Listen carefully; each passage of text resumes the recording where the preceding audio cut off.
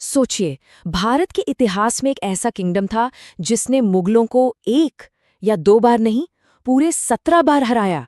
जी हाँ, 17 बार।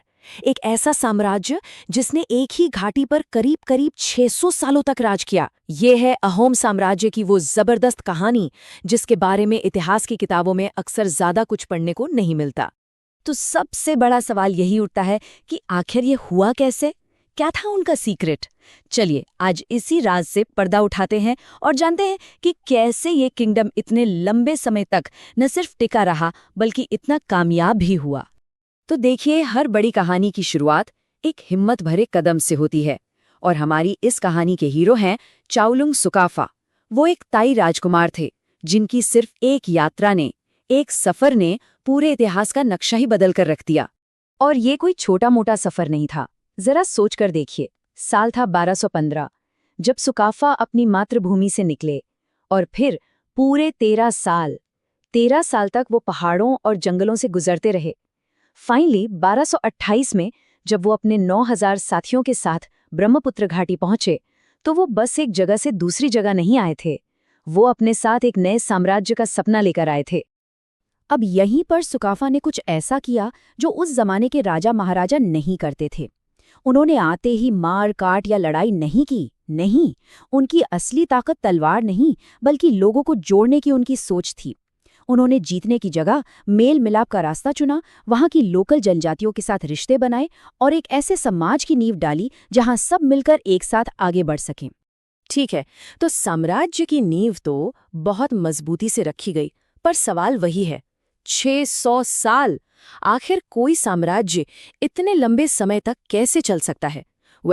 इसका जवाब छिपा है अहोम राज्य के एक सीक्रेट इंजन में, एक ऐसा सिस्टम जिसने सदियों तक इस किंगडम को पावर दी।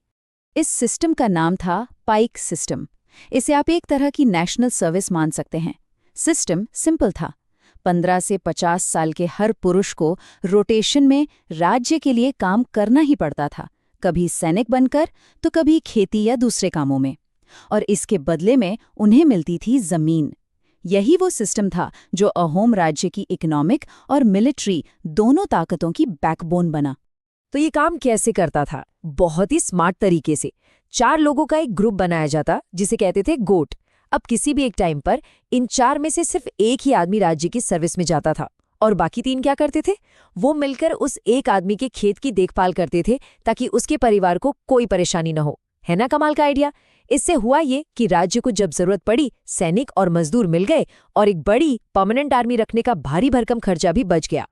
और इसी अनोखे सिस्टम से बनी ऑर्गेनाइज्ड पावर ने अहोमों को उस वक्त के सबसे बड़े चैलेंज के लिए तैयार किया, और वो चैलेंज था शक्तिशाली मुगल साम्राज्य।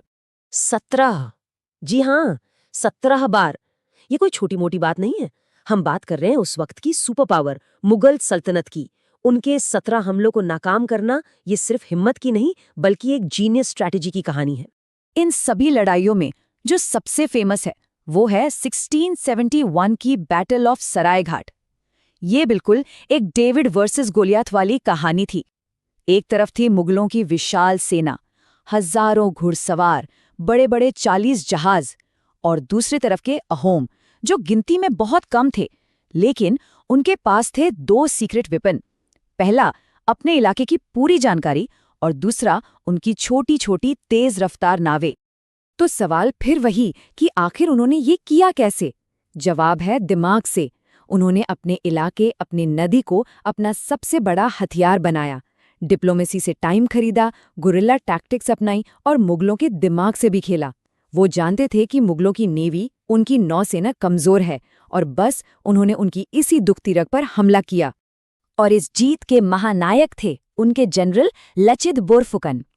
एक ऐसा किस्सा है कि लड़ाई के सबसे क्रिटिकल मोमेंट पर वो बहुत ज्यादा बीमार थे, लेकिन उन्होंने मैदान छोड़ने से साफ इनकार कर दिया।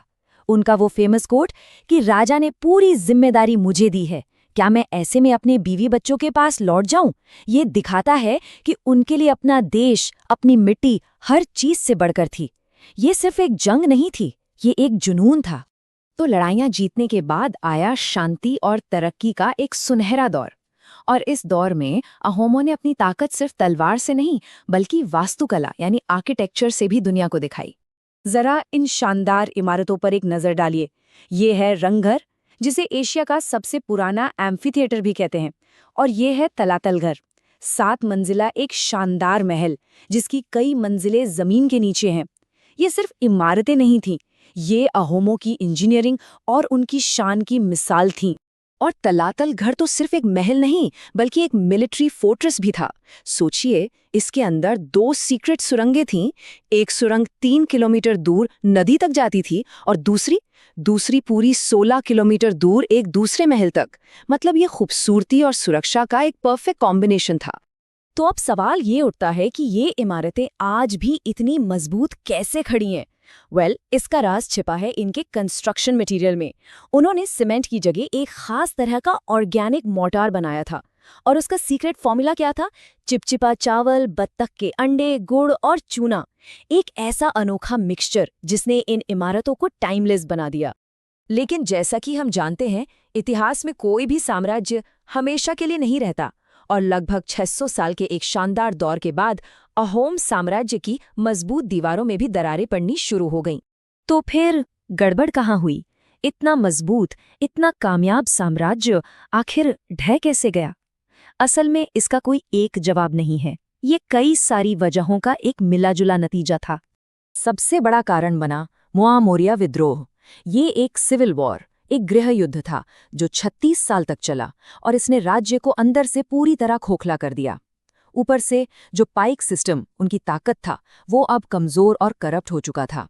अंदरूनी लड़ाइयां और फिर बर्मा के बाहरी हमलों ने इस महान साम्राज्य को आखिर में घुटनों पर ला ही दिया। और जब अंत आया तो बहुत तेजी से आया।